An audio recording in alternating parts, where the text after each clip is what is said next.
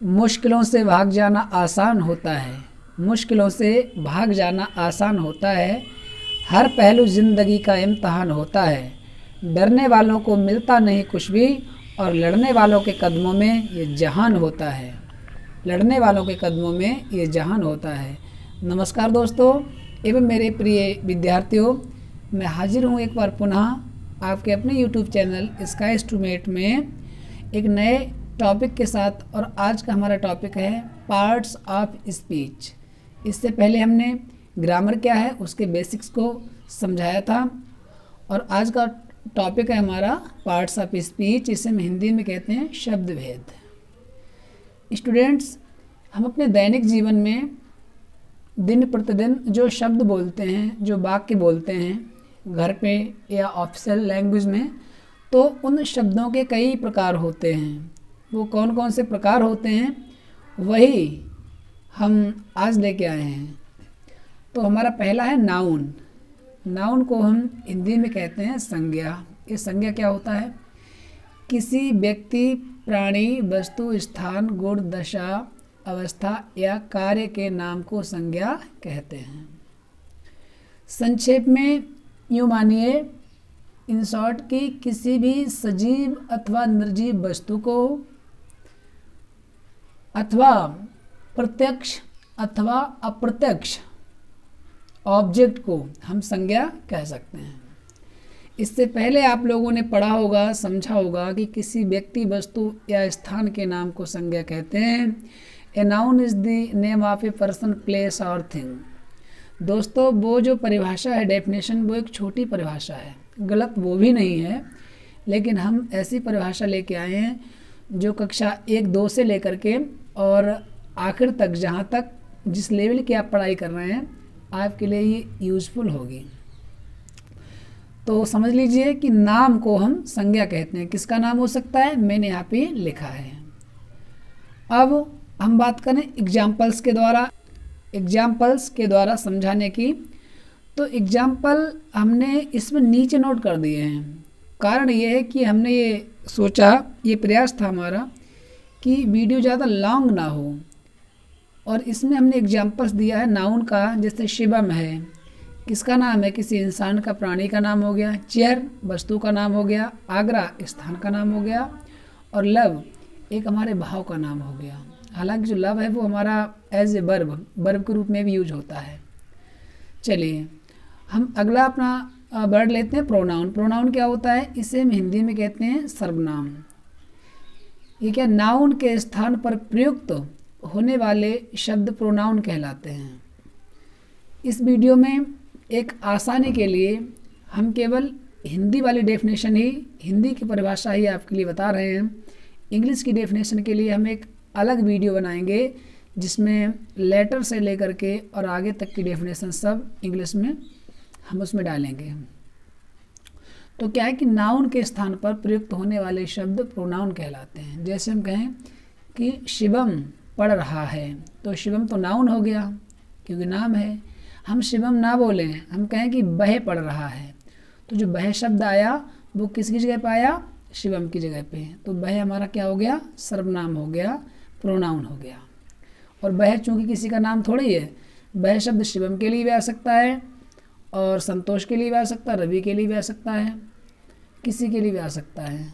तो ये हमारे प्रोनाउन होते हैं। इसके हमने एग्जाम्पल्स यहाँ लिखे हैं। ये हमारा आई मीन्स जैसे मैं है, बी हम है, यू तुम है, ही मीन्स वह, दे मीन्स वे, अस मीन्स हमें या हमको, दैट मीन्स वह, समबडी मीन्स कोई, और हु मीन्स कौन। तो ये वही हमारे सब क्या है? प्रोनाउंस हैं। इनका हम यूज़ बता दें। जैसे हम कहें कि संतोष आ रहा है, तो संतोष एक नाउन है, वो तो नाम है। हम संतोष ना कहें, हम ये कहें वह आ रहा है, तो वह शब्द क्या हो गया? वो प्रोनाउन हो गया।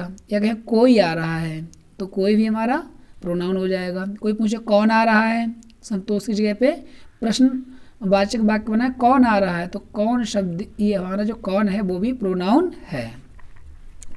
चलिए आगे बढ़ते हैं।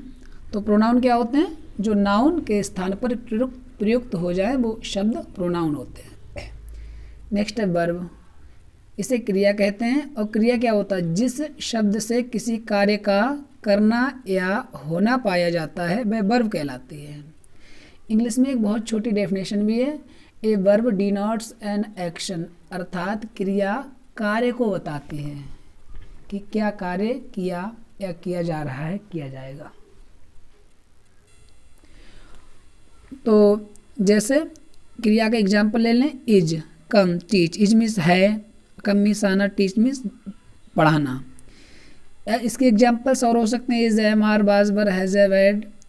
कम जैसे इज मीन्स है, एम मीन्स हूँ, आर मीन्स हैं या हो, बाज मीन्स था, कम मीन्स आना। और स्लीप मीन्स सोना, लाफ मीन्स हंसना, बीप मीन्स रोना, टीच मीन्स पढ़ाना। ये सब क्या है, ये सब क्रिया के एग्जाम्पल्स हैं, वर्ब्स हैं। नेक्स्ट है एडजेक्टिव। एडजेक्टिव क्या होता है, इससे कहते हैं विशेषण। ये वो शब्द होते हैं जो किसी नाउन या प्रोनाउन की विशेषता बताते हैं। जैसे हम कहें कि लड़का पढ़ा रहा है, तो लड़का क्या हो गया, नाउन हो गया, किसी प्राणी के लिए हम इंगित कर रहे हैं। लेकिन हम कहें कि मोटा लड़का पढ़ा रहा है, तो मोटा शब्द किसकी विशेषता बता रहा है, लड़का की। तो मोटा है या होशियार है या पतला है या कमज़ोर है या बेवकूफ़ है। कैसा, कैसी, कैसे का प्रश्न प्लस नाउन बोले, कैसा, कैसी या कितना, कितनी, कितने इत्यादि ये प्रश्न करने पर जो हमें आंसर प्राप्त होगा वो हमारा एडजेक्टिव आएगा, बशर्ते कि इन प्रश्नवाचक शब्दों के बाद में नाउन आना चाहिए। जैसे हम कहें कैसा लड़का, कैसी लड़की, या कितना पानी, कैसा फूल, या हम कहें कि कैसी बाल्टी। इस प्रकार से हम इनका जो आंसर आएगा ऐसे प्रश्न करने पर वो हमारा एडजेक्टिव होंगे। हम कहें हमने अच्छी कविता पढ़ी, कैसी कविता, अच्छी कविता। 12 आदमी मर गए, कितने आदमी मर गए, 12। तो इस प्रकार से किसी शब्द की चाहे वो नाउन हो या प्रोनाउन हो, उसकी विशेषता बताने वाले शब्द हमारे एडजेक्टिव होते हैं। नेक्स्ट है एडवर्ब। ये क्या होता है, क्रिया विशेषण। जो शब्द किसी क्रिया या विशेषण या अन्य क्रिया विशेषण की विशेषता बताएं वो एडवर्ब होते हैं। एग्जाम्पल्स दोस्तों, हमने एग्जाम्पल्स इसमें केवल एडवर्ब के या नाउन के, प्रोनाउन के एग्जाम्पल्स लिए हैं। सेंटेंस हमने पूरा नहीं लिया इसलिए कि वीडियो लॉन्ग ना हो। जैसे हम कहें कि ट्रेन मूव्स स्लोली, ट्रेन धीरे धीरे चलती है। तो जो स्लोली वर्ड है वो हमारे क्रिया के लिए क्या नाम मॉडिफाई करता है कि क्रिया कैसे हो रही है, धीरे धीरे चलती है। तो स्लोली है, केयरफुली है, ये हमारा हो गया एडवर्ब हो गया। कैसे चलती है, धीरे धीरे। तो ये हमारा क्रिया की विशेषता बता दी। विशेषण की विशेषता कैसे बताएगा, जैसे हम कहें राम एक अच्छा लड़का है, तो अच्छा तो हमारा हो गया एडजेक्टिव। लेकिन हम कहें राम बहुत अच्छा लड़का है, तो जो बहुत शब्द है वो किसके लिए मॉडिफाई कर रहा है, वो कर रहा है गुड के लिए, बहुत अच्छा। तो विशेषण से पहले जो हमारा वर्ड यूज होता है विशेषता बताने के लिए वो हमारा क्रिया विशेषण होता है। तो जैसे बहुत अच्छा, या गाड़ी बहुत धीरे धीरे चल रही थी, the train was moving very slowly. तो वेरी है, ये हमारा एडवर्ब की कैटेगरी में आएगा। नेक्स्ट है केयरफुली। जैसे हम कहें कि ध्यानपूर्वक काम करो, वर्क केयरफुली। तो क्रिया करने की सलाह दी जा रही, कैसे, ध्यानपूर्वक। तो क्रिया की विशेषता बता रहा है, ये हमारा हो गया क्या एडवर्ब। और हाँ, अन्य क्रिया विशेषण की विशेषता बताना मैंने बताई दी, बहुत धीरे धीरे चल रही थी। तो स्लोली से पहले अगर बेरी लग जाएगा तो बेरी हमारा एडवर्ब हो जाएगा। नेक्स्ट है प्रीपोजिशन, संबंध सूचक अव्यय। अव्यय वो शब्द होते हैं जिन पर किसी वचन, लिंग, काल, सजीव, निर्जीव इत्यादि का कोई फर्क नहीं पड़ता है। हालांकि वो भी टॉपिक अलग है। फिलहाल प्रीपोजिशन वे शब्द जो नाउन या प्रोनाउन का आपस में या अन्य शब्दों से संबंध बताते हैं, वो क्या कहलाते हैं, प्रीपोजिशन। जैसे इन, इन मीन्स में। हम कहें पानी गिलास है तो गलत हो जाएगा, लेकिन अगर हम बोलें पानी गिलास में है तो ठीक हो जाएगा। तो पानी और गिलास के बीच संबंध बताने वाला एक शब्द आया में, तो में क्या हो गया, प्रीपोजिशन। ऐसे में कहें कि मैं चटाई हूँ, गलत हो जाएगा, अधूरा लग रहा है। लेकिन अगर मैं बोल दूं कि मैं चटाई पर हूँ तो ठीक है। ऐसे आई गो टू स्कूल, स्कूल एक नाउन है, उससे पहले टू आ गया preposition. I am with you, मैं तुम्हारे साथ हूँ। तो आई और यू दो प्रोनाउन के बीच संबंध बताने के लिए विद हमारा क्या है, ये प्रीपोजिशन हो गया।